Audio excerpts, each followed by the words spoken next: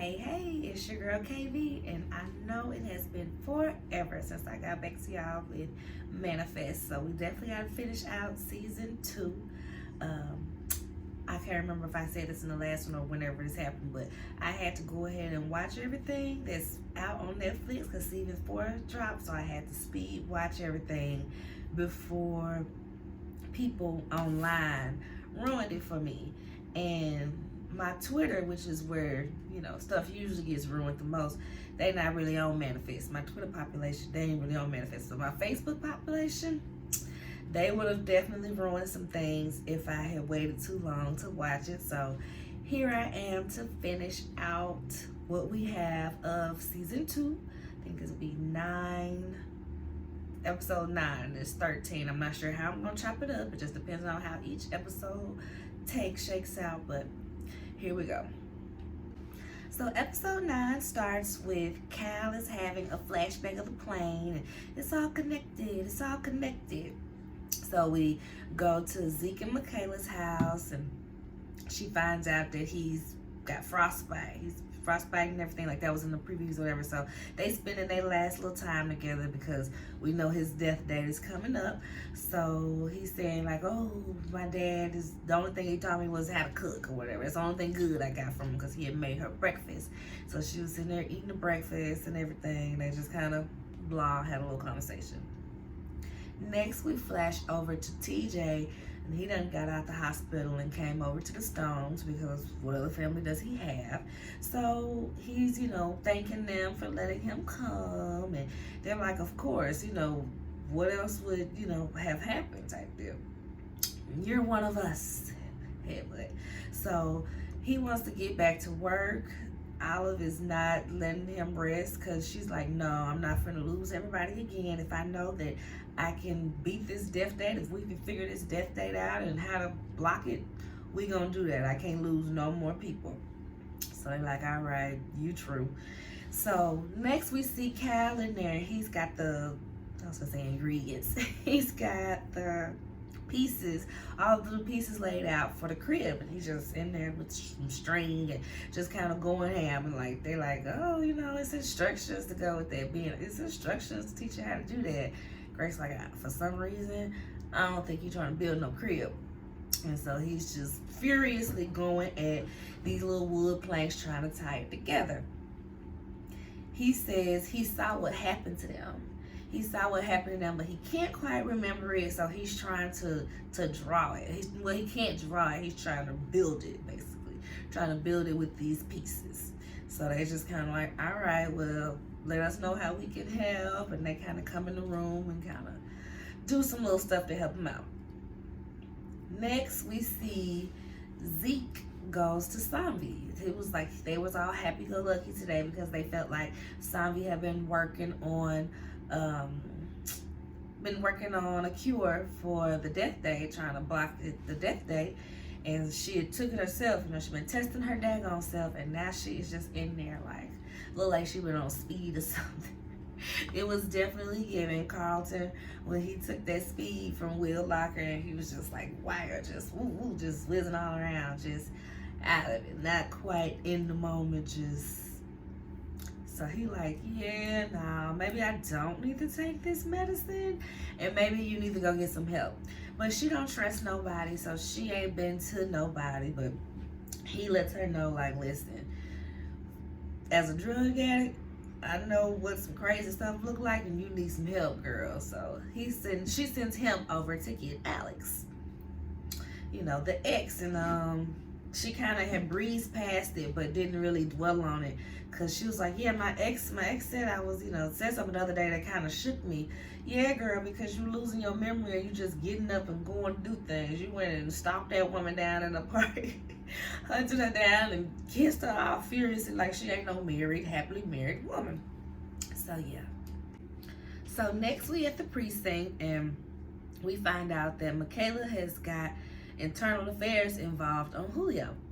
Because she's like, this is getting out of hand. He is involved with the Xers. So she waives her right to have a company representative or whatever, and goes in there into the investigation meeting by herself. They started drilling her, basically saying she's been setting up the crimes to solve so that she can look like the star. Which is like, I can see on one hand how some of the stuff, yeah, it could seem like that, but the scale of some of these events that she is saving people, ain't nobody devising this plan to almost kill themselves. Like the fire, y'all gotta be kidding me. Like, come on now. So next, we see that, you know, they really turning on her and he trying to get her jailed. That's when I was like, excuse me, Julio. Julio, see, you used to be my favorite before I actually watched this show. But yeah, you was doing a lot. You was doing a lot, Julio. Then Cal says the plane got stuck in a spider web. So he's trying to build out this spider web. Next we see TJ and Olive. They are studying Alzurus pretty hard. They are just kind of going through how they had divisions too. They thought they were going crazy, all this good stuff. So in the midst of studying Alzurus, they realized that they're going crazy. They're going mad like the people on the ship. Cal is in there just furiously trying to build this spider web. Grace is trying to help him. He yelling at her. Ben did something wrong. He yelling at him. Just going crazy. They like, boy, you need to calm down. And at one point, we realize that they're having a calling. Everybody, Olive, of course. They're in the kitchen. Ben, TJ, Grace, and Olive. And they're like, oh, you know, once the storm passes, we'll calm down and this, that, and the third. And I was like, what storm? It is beautiful. And she pulls out her phone. It's 65 and sunny. And then they realize they having a calling and the storm is meant to drive them crazy. Now, mind you, in the studying, they realized that when the storm drove them in crazy on the ship, they threw themselves overboard. So at this point, they all kind of getting a little worried. They, you know, trying to figure out what in the world is going on. So at one point when they were studying, they were saying, you know, they were asking if Cal had a vision or was thinking about a silver dragon, because they were seeing a silver dragon in the book.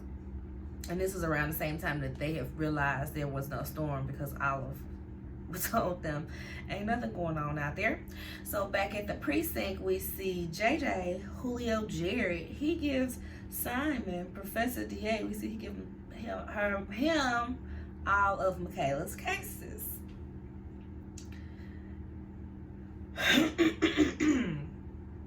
Yeah. Alex is helping out Sammy at this point. She, you know, is willing to help. She gives her a dopamine blocker and just tells her she shouldn't be testing on herself, and that whole conversation ensues. She kind of wants to tell about the death date, but I don't think that she did. I can't remember. Anywho, TJ thinks that it's all his fault. He thinks that them saving him from the fire means that they all have to go through something now. So he's about to like take off into the storm and just let himself fall in despair, because he thinks that it's all his fault and he don't want for them to be doing bad because of him, because they saved him. So back at the house, they're studying Alzurus, and they realize that the black lightning in the book is what Captain Daly was talking about. So they're like, all right, well, this calling is going to lead us to find whatever we need to find, basically.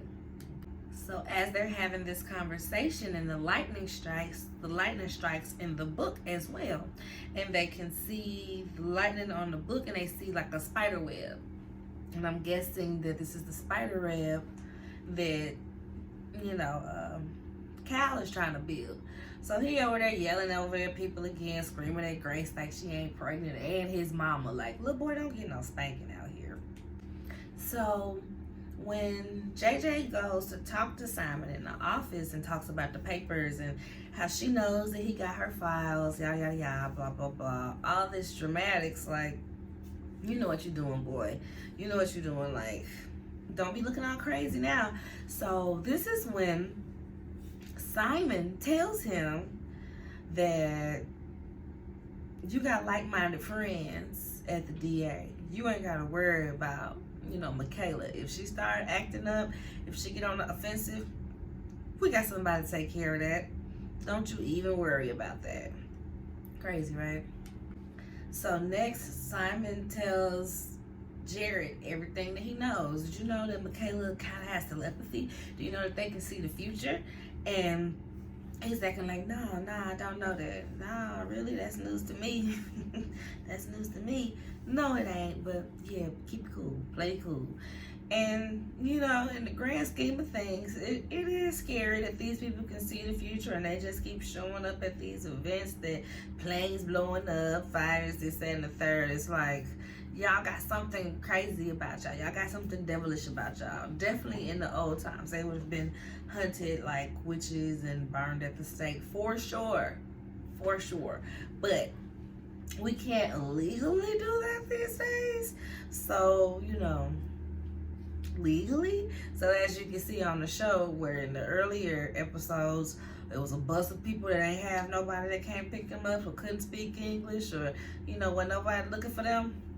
Those people got taken along to get research done on them. So yeah, I can the scientist in me, oh gosh, Lord, the scientist in me can see how everybody got to each conclusion except for the hate crimes. The hate crimes are just like, come on. But like, as far as like, yeah, we want to study these people, not to the harming of them, but studying them and wanting to use this as a warfare tactic. I mean, America, right? So next we get Michaela's rep from the precinct, or the DA, whatever. Her police rep in the investigations comes on, and he's talking to them, and he's defending her in the little sit down and just making sure that they hear her, and saying, well, we don't need to be here anyway. We need to go off base because this is really neutral grounds, and the walls have ears, and just all this extra stuff. And then as they're getting ready to leave, Julio Jared realizes that he seen this guy at the extras meeting, and that this is who Simon was talking about, that would take care of Michaela need be. So at that point, he's like, whoa, this is going a bit too far. So he takes Michaela and fake arrests her. He goes and put her in the slammer, and she's like, are you kidding me? She just cannot believe what's going on. But he's like, I'm trying to protect you. I am trying to protect you. Because this guy, because he went over and talked to the guy, and the guy, all of us said, yeah, we're going to kill it if we need to. Don't worry about it. Like, dude, like, we in the precinct. You just all out with it. He was just like, yeah, we can, drive around through a bad neighborhood. What a mess, right? What a mess. So back at the house, we see TJ is like, we can't beat it. We have to accept it. And they're like, accept what? Accept what? That we're going to have these callings, like death day. Like, what are we accepting? And they're pretty much, like I said, they saw the lightning on the page. It looked like the spider web. So they were helping Cal build it. Now they had some guide, so they didn't get yelled at by Cal, to help build this spider web. So they got it and they concocted this little ship and they put it on up. And once they put it into place, they all had this calling, and they were on the ship. They were all on the ship together. The lightning's going on. Everybody's sitting there drenched because they're in the storm. And as they see the lightning, they see that the silver dragon that they had been seeing in the Alzurus book is actually Flight 828. So it's all connected. It's all connected. It's literally all connected. How on earth was Flight 828, which was year, what is that? Year 2013, I think it was. And the year 2013 was flashing in the sky with Alzurus and them back in the ancient days, So next they realize that they're sitting down and they're trying to figure out what's what's it mean then? And they realizing, well, it doesn't mean that we have to accept our death date. It means that we have to accept the callings. And as they're looking at the picture, they see that there's a picture that looks just like Savi. So this is what's telling them that Savi is up to something. Savi is not well because she has been testing on herself. She's not accepting the fact that they have these callings. So she is about to lead herself to her own demise, basically. And then the episode ends with what I already talked about, was Jared finishing on up, arresting Michaela, putting her in the slammer and being like, I'm trying to save your life. Going on by his day. And she's sitting there like, what? Huh? What? Yeah. So episode 10 starts with, now we're back on the plane, and this Adrian. He's sitting next to a black lady, and she says something about, oh, we gotta say a prayer. And he like, I don't pray no more. His daddy made him, like, he was raised real religious, so he was trying to always measure up to something that he couldn't, basically. His father said that he wasn't worthy, so he stopped praying, which makes perfect sense on how he went so hard into the religion and stuff. So at the precinct, Michaela is like, okay, Jared, what are you talking about? What do you mean you're trying to save me? You got to tell me what's going on. And as they're having this conversation, the dude that's supposed to be taking the office just sitting there like, what you doing? And he just like, girl, keep your mouth shut. That's all I can say right now. So Grace is at the house getting ready to cook breakfast and stuff, and she gets a calling, help, help, by a river. So that's going to be the objective of this episode, trying to figure out this help that's needed at the river. So next, Ben, gets a call, finds out about everything, and he's about to get Michaela, the lawyer that she used to get Zeke out of jail when he had turned himself in. So we're about as excited. All right, got to get Michaela out. If this lady got Zeke out, I'm sure she's got a fighting chance at getting Michaela out too. So Jared passes her a slip of paper basically to meet at their spot.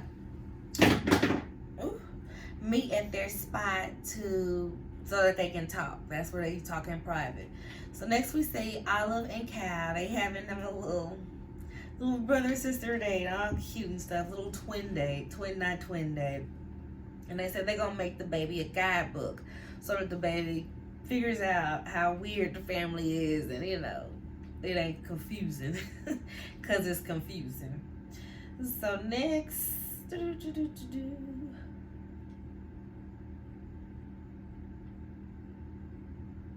so next we find out that Jared is actually undercover in the exodus trying to take them down.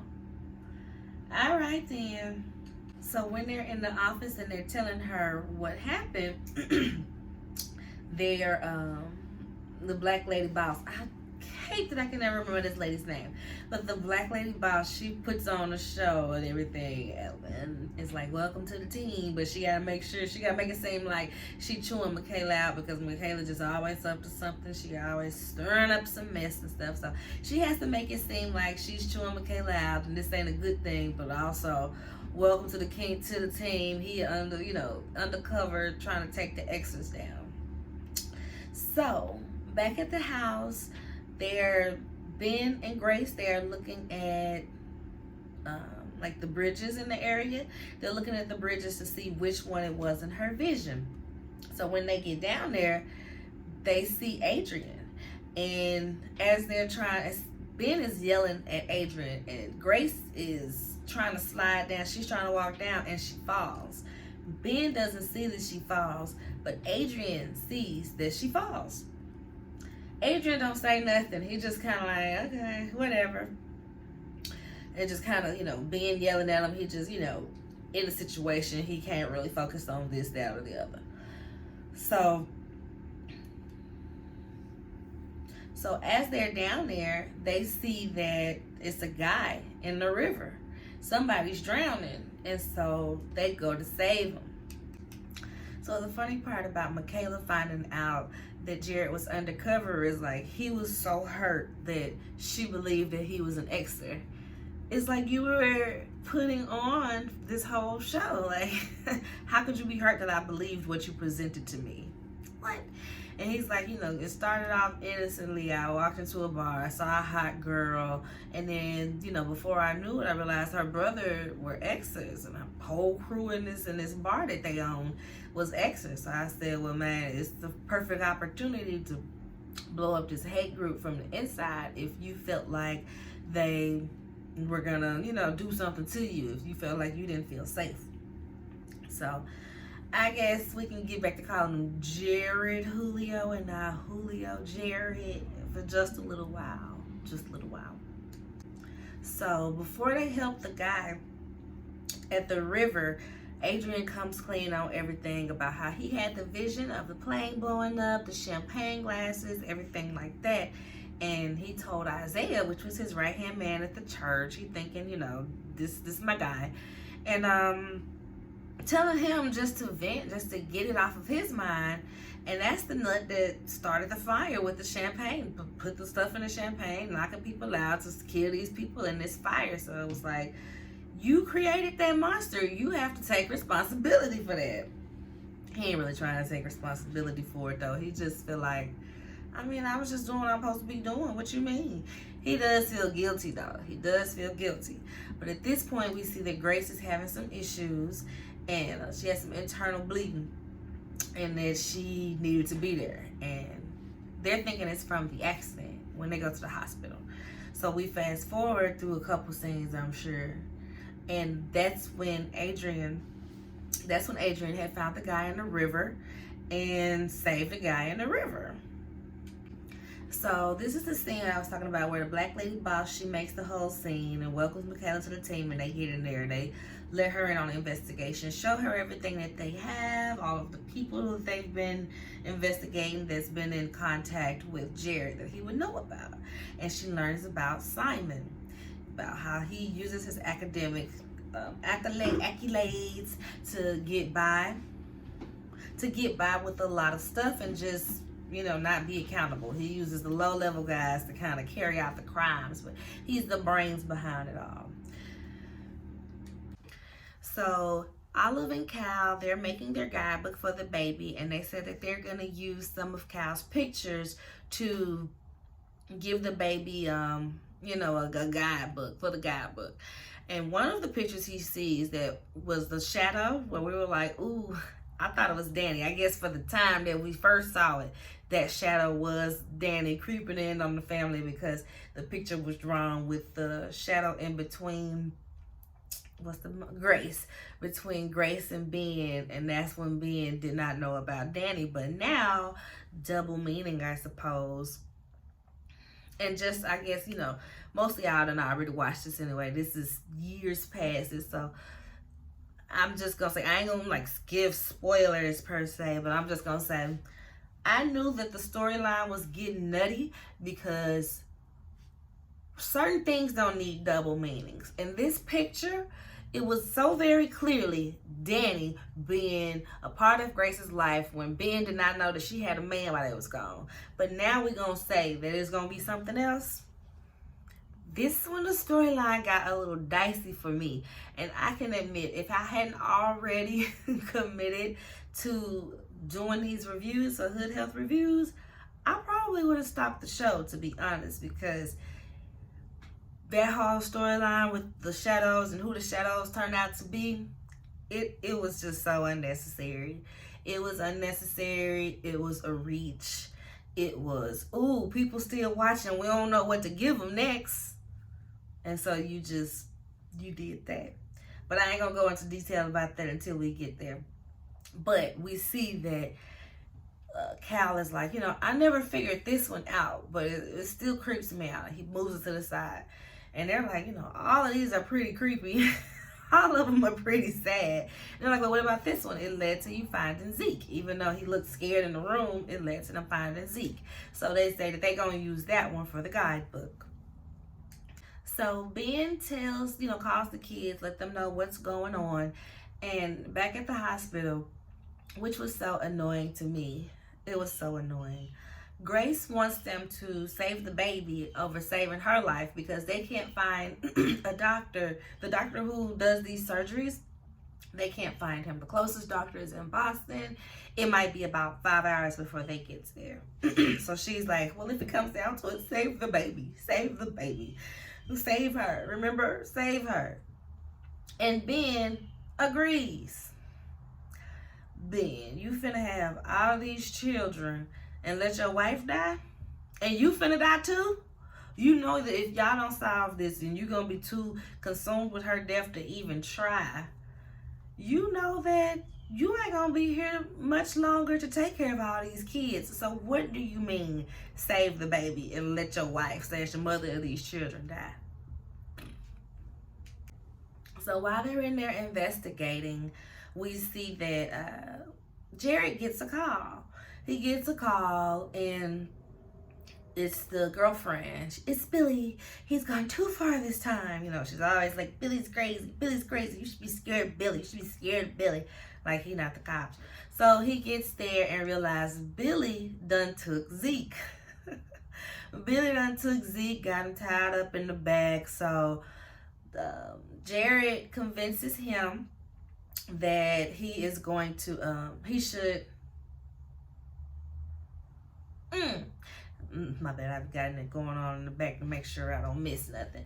So Jared said he gonna be back in an hour. So they you know, looking for him to come back. When he doesn't come back, they start getting worried. Michaela is like, I got a bug in there, let's tap into the bug. Remember, she bugged the bar. So they listening in and they find out that Billy got Zeke. And he takes the bug from up under the thing and puts it in his pocket so that, you know, he can catch all the conversation room to room. And then he goes to the jukebox and turns on Michaela's and his song. And that's the signal that he's okay. Don't rush in just yet. We gotta hit him with the big zinger, baby. We gotta hit him with the big zinger. So at this point, he convinces Billy to call Simon. Like, yeah, he'll be impressed by this. Yeah, no, you should definitely call him. Let him know what you got up. Yeah, he'll like this. He'll know exactly what to do. Trickery. And like, as they're going through the conversation in the office with Black Lady Boss and Michaela, she's like, this is a Mr. and Mrs. Smith mess. Which it is. That explains Julio, Jared, and Michaela perfectly. They really be on some actual police Mr. and Mrs. Smith mess. So next, the kids get to the hospital and everything's happening. And Ben, you can see him really, really thinking this through. And he is like, I cannot let my wife die and save this baby. I don't even know this baby. What if this baby got bad vibes? What if this baby got bad vibes and I done traded in my wife for this baby? And he see the kids and he like, I absolutely cannot take it. We gotta save my wife. We gotta save my wife. We not doing this. No. So at this point, Adrian has taken the drowner to the hospital. They checking on him and everything. And as he's leaving, the nurse is like, oh, we've been looking for you. We've been looking for you.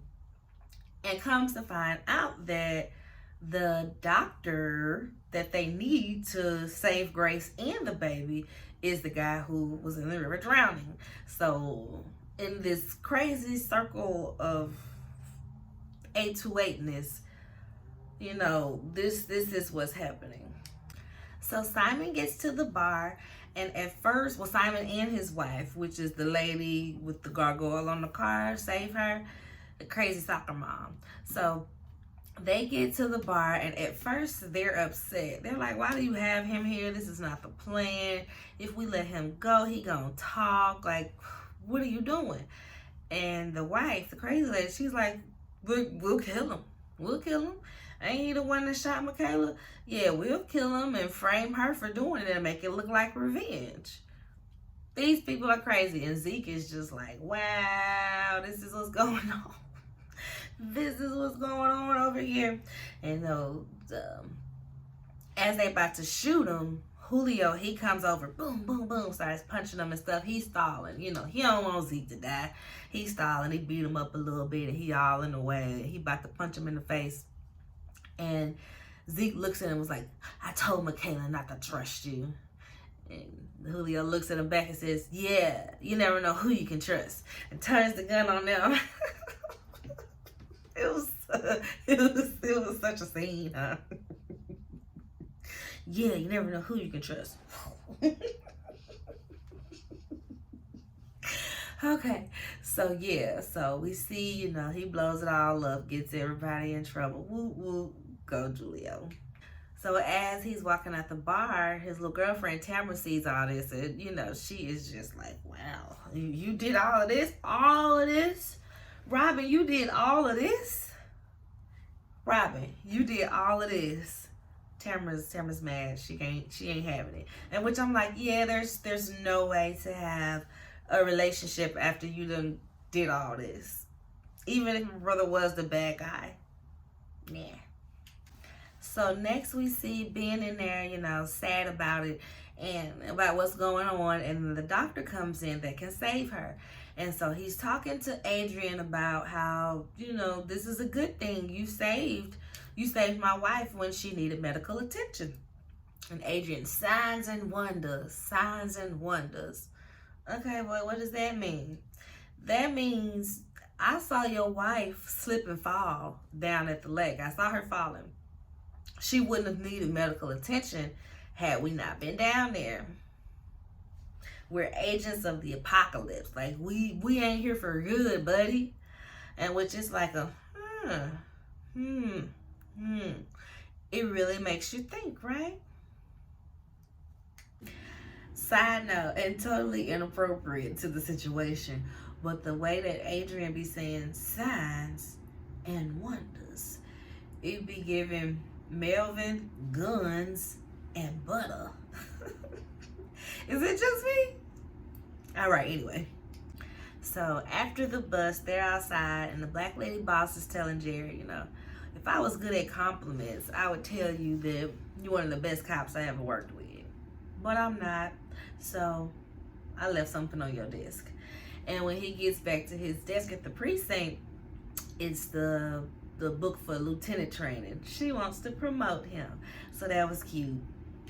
So back to Adrian and his signs and wonders. Matthew 24:24. He said his daddy used to quote it all the time. People gonna come back from the dead to perform signs and wonders. He is absolutely convinced that they are not here for good. They're here for bad. They're agents for the apocalypse. They were brought back from the dead as agents of the apocalypse, and he needs to stop thinking, Ben needs to stop thinking that we here for good. So as he's leaving, he's been laying low since the fire. So he's leaving, and he is dodging the cops and stuff like that, and he sees the three shadows that's been looming in Cal's picture. So he gets, nervous, he gets scared, runs off, and then we go back to the hospital. So back at the hospital, we see that the surgery went well. We see them gathering around Eden's incubator because she was a little early.